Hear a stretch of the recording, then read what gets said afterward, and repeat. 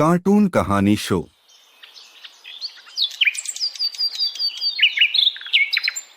किसान और उसके बेटे। एक किसान था जिसके दो बेटे थे। वो बहुत ही आलसी और निकम्मे थे। वो अपने पिता को कामकाज में हाथ बटाने के बजाय आलस किया करते थे, इधर उधर घूमते फिरते थे। किसान को अपने बेटों की बहुत फिक्र थी। वो सोचते थे कि मेरे मरने के बाद इनका क्या होगा, यह अपना पेट कैसे भरेंगे, अपने परिवार को कैसे संभाल पाएंगे। एक दिन किसान की हालत बहुत ही गंभीर थी, कहने का मतलब किसान मरने की हालत में था।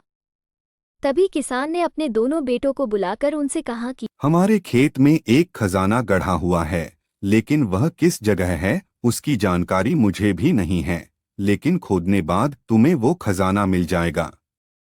इतना कहकर किसान भगवान को प्यारे हो गए।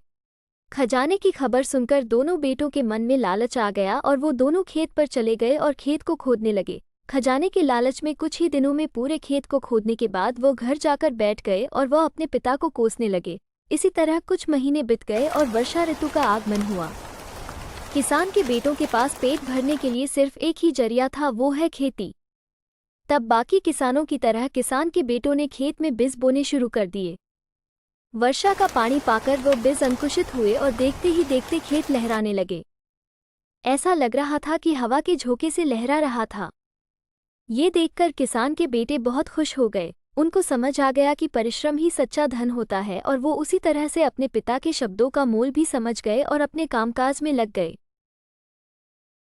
इस कहानी से हमें यह सीख मिलती है कि आलस मनुष्य का सबसे बड़ा दुश्मन होता है। आलस करने से हमारा सभी काम खराब होता है। कार्टून कहानी शो।